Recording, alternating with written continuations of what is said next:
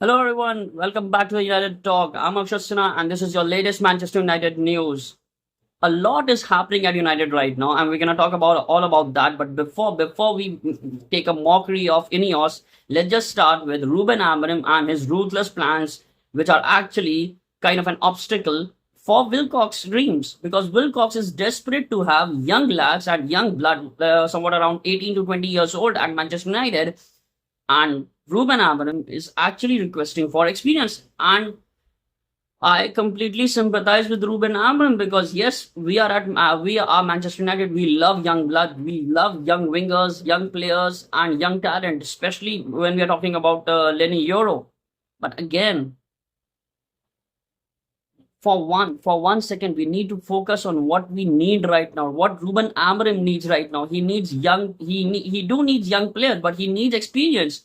He needs players who can actually deliver right now and not in the in distant future.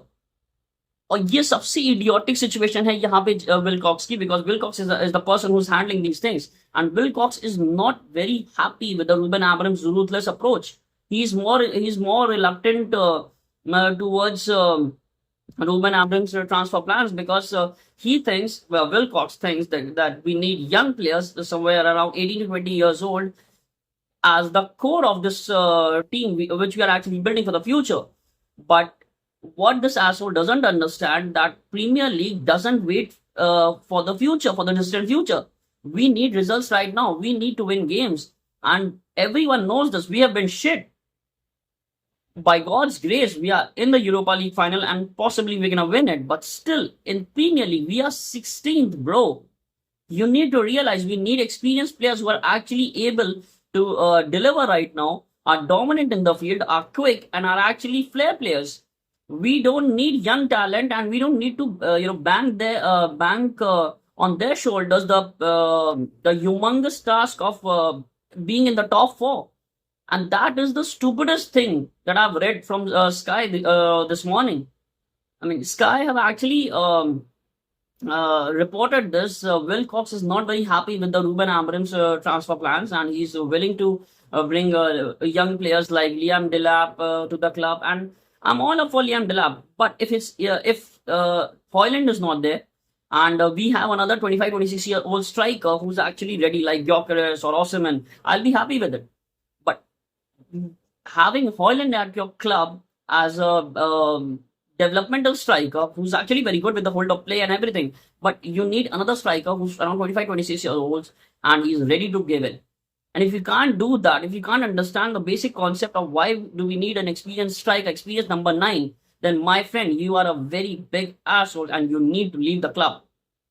Unfortunately, it's not gonna happen because Ineos love Wilcox, and I'll be coming back to Ineos. I'll be coming back to Ineos because Ineos has made a mockery out of themselves. Uh, before we move on to other things, let me just put this very clearly. Ineos are somehow ruining the club.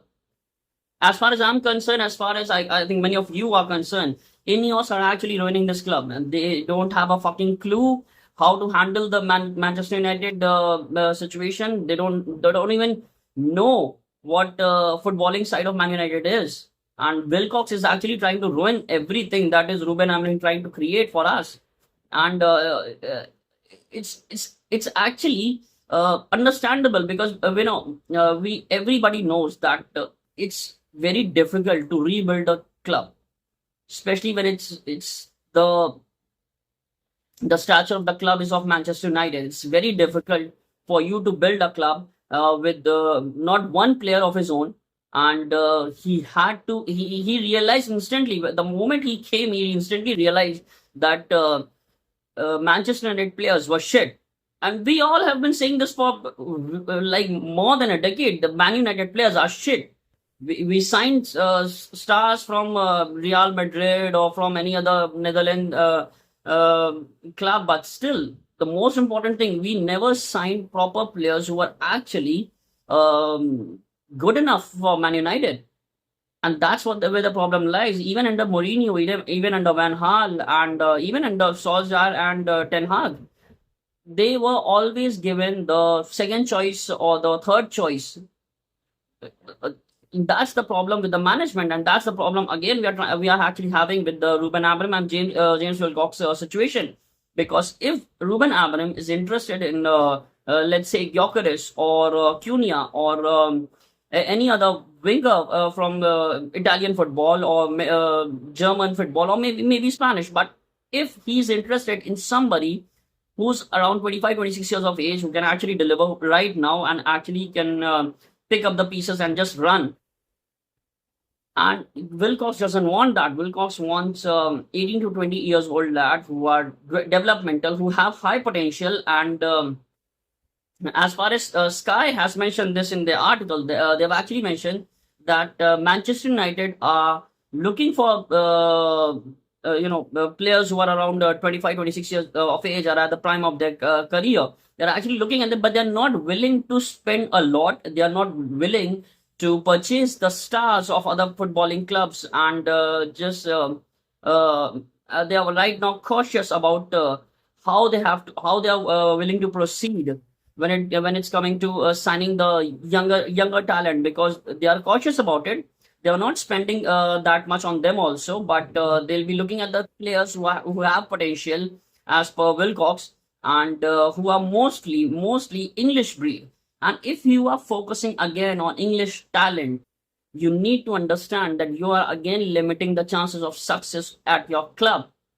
Because if you're only focusing on English talent, let's just think about the English talent you have at the club. Kobe Menu, amazing signing, but you can't bank on him to play every single match.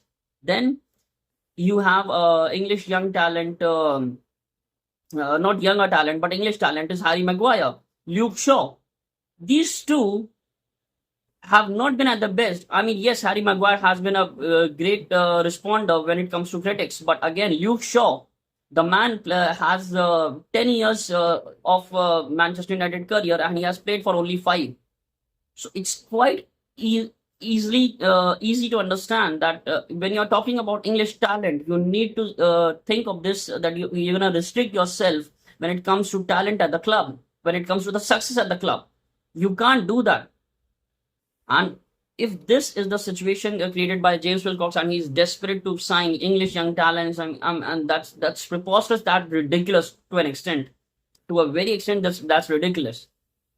And because now we're talking about the Ineos and the management and everything, let's just start with a thing that's actually trending everywhere. And I might be a little late for this because I was busy with other stuff. And Ineos have officially stated this out loud, that if we're gonna win Europa League, there won't be any bus parade, there won't be any celebration, there'll be a limited barbecue at Old Trafford, and that will be the celebration of us winning the Europa League. I mean, I know Europa League is nothing compared to Champions League or Premier League, but again, we are winning a trophy.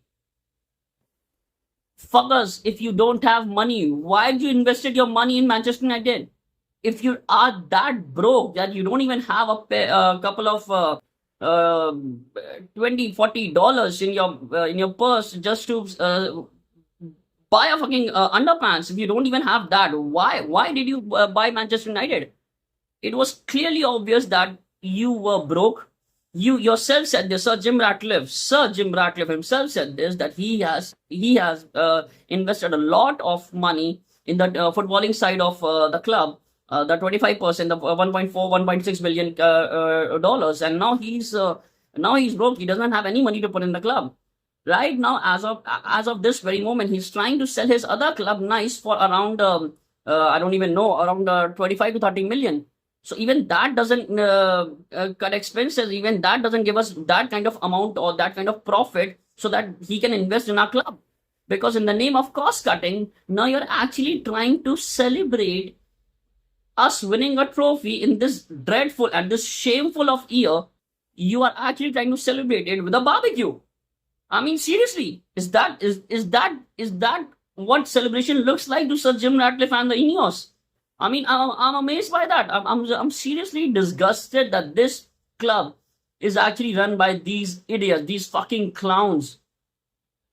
I mean, even in fact, there was this. I read somewhere that Ineos and Sir Jim Ratcliffe are not actually paying for the staff members, so that they are trying to cost cut, and they are trying to make it less profile, and the staff, only the important people, who the like the team and the assistant manager and the one or two coaches, only they will travel to Bilbao for the Europa League final.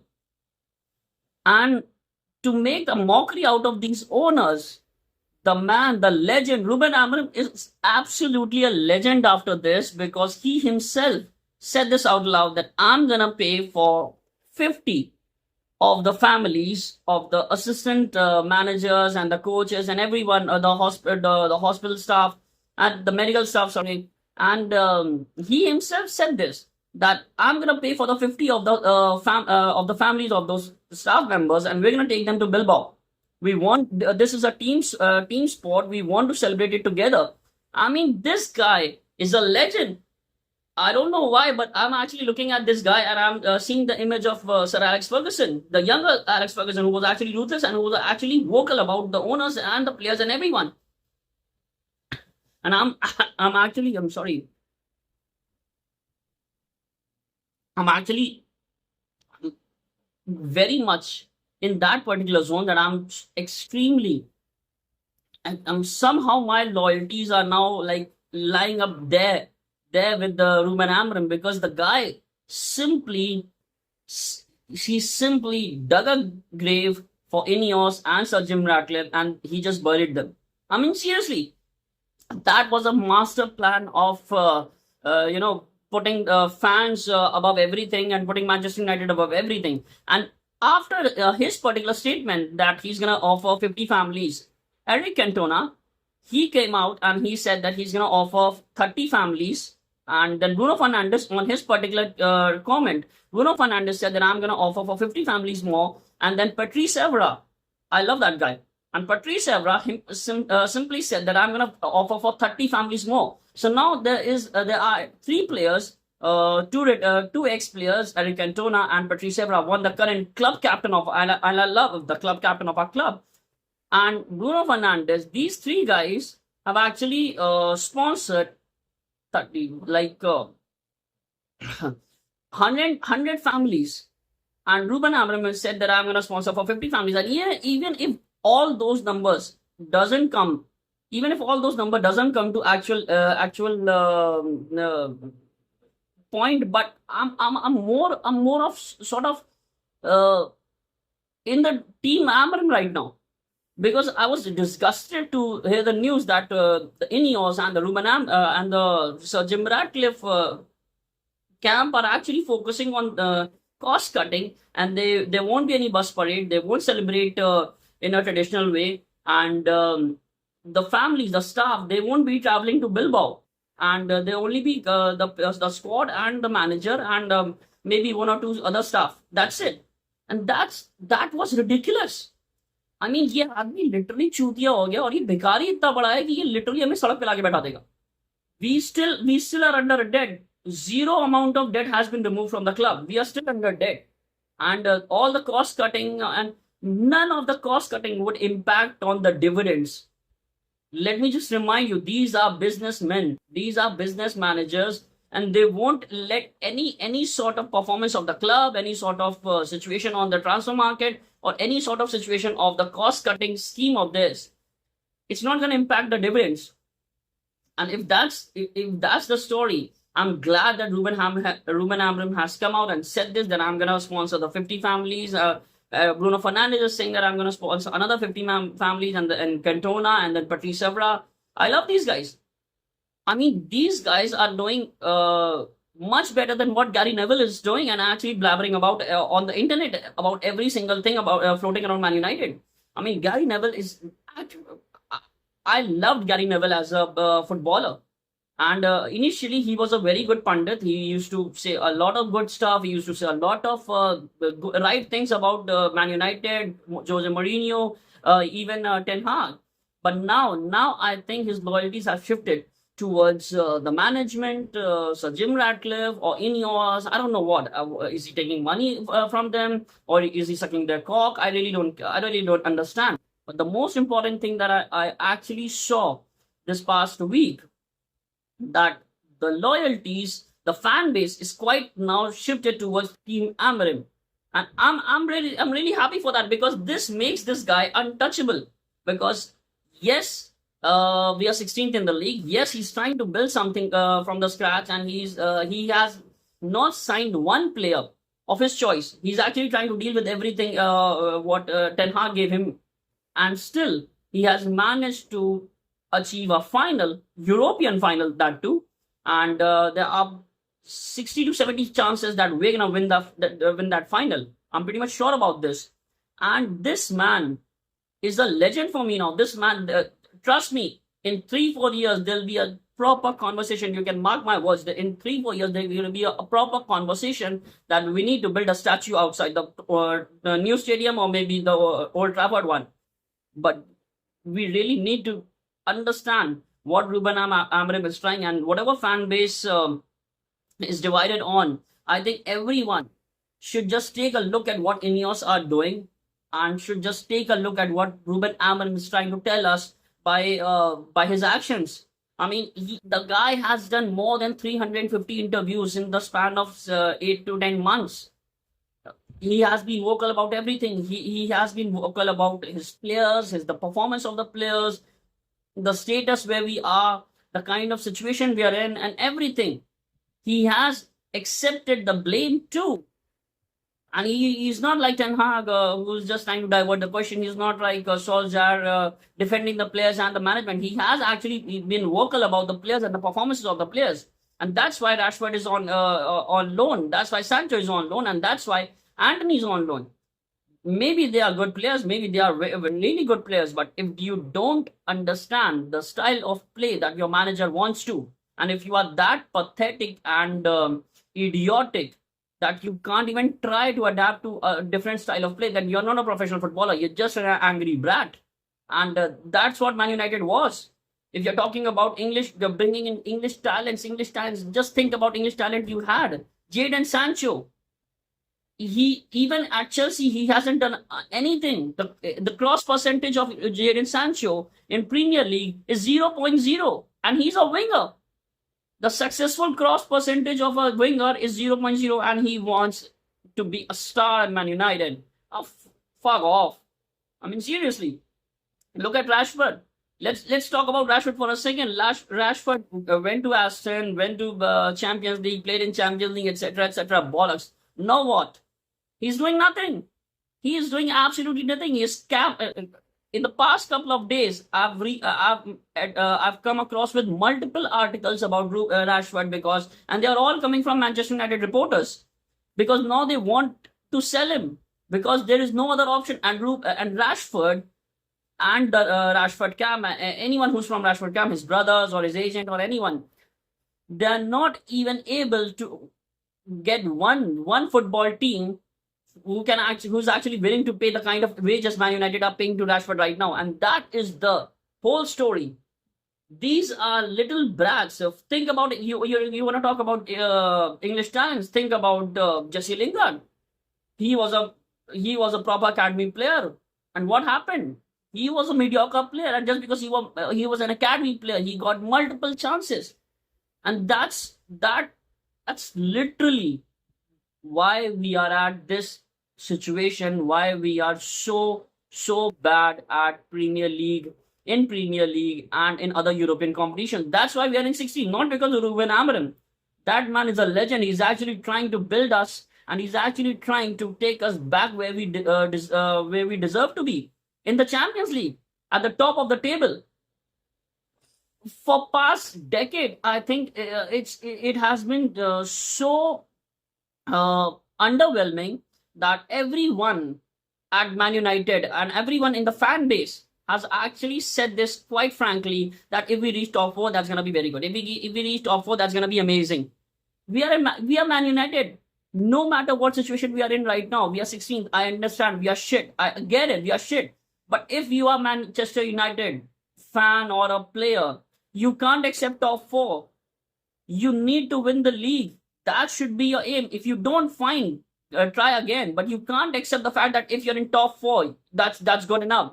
You're not Chelsea, you're not Arsenal, you're not Liverpool or any other club. Yes, Liverpool are winning right now and they have equaled the title of number 20.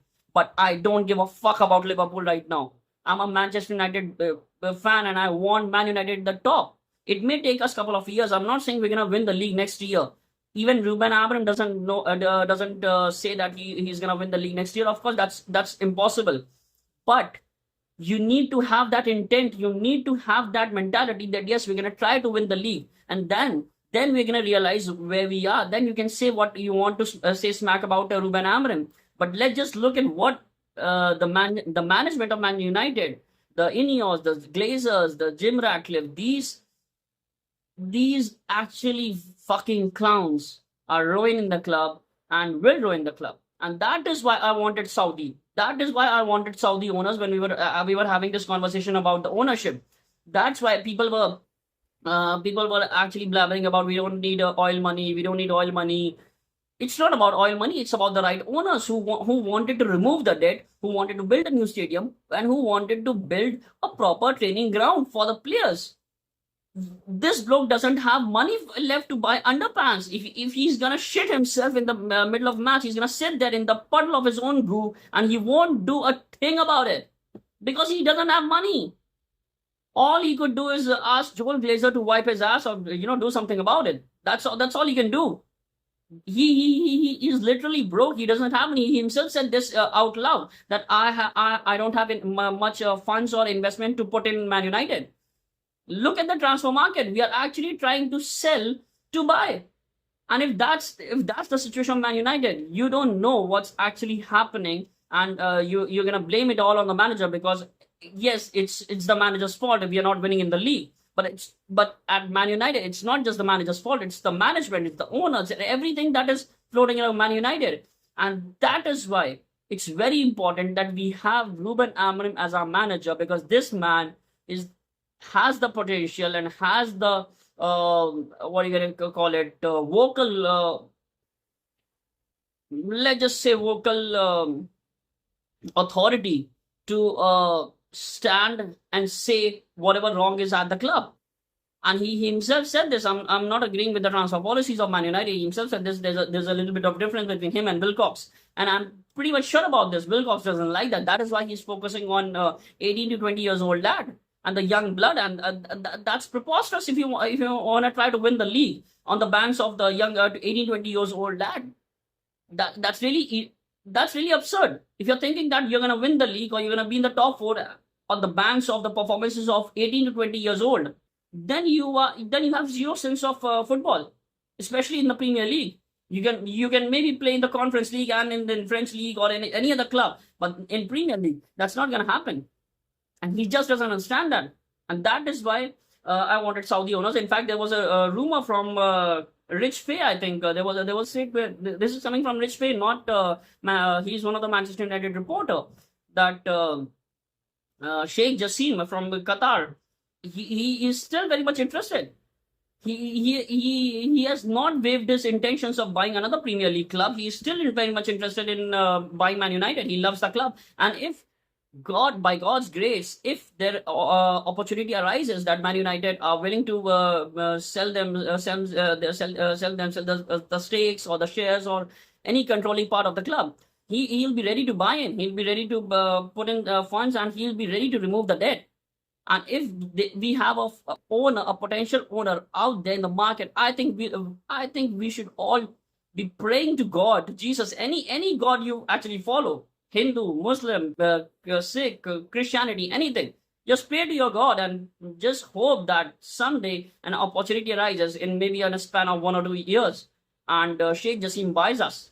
Because with Ineos, with Sir Jim Ratcliffe, I don't think it's gonna happen very soon, and I'm pretty much sure about this, that these clowns will never be able to take us to that place where we were supposed to be. Just imagine your owner is actually, if you're working in a company and you have done you bring in a lot of good numbers or good contracts to your company, and your boss says, I'm not gonna celebrate whatever you have done for my company. I'm earning from this success. you bring contracts to my club or to my company, or you bring many elite customers to my company, and I'm taking the huge shit out of it. I'm making more and more millions out of it, out of those deals. But for your celebration, for your hard work, I'm gonna award you a pen and a diary for future work. And that's the kind of owners these assholes are. And trust me, because of this situation, the celebration that he's gonna have a limited barbecue if we win the Europa League. This says a lot about Ineos and Jim Ratcliffe, because if you can't even organize a bus parade after what a dreadful season your club had, and they still won something, and if you can't do that, then it's high time that we need to understand the owners. The problem at Man United was never the players, never the manager. It was all about the owners, the management, and the top hierarchy that are actually ruining the game. But anyway, that's a lot for now, and I'm gonna upload another video concerning the transfer rumors that are floating around Man United.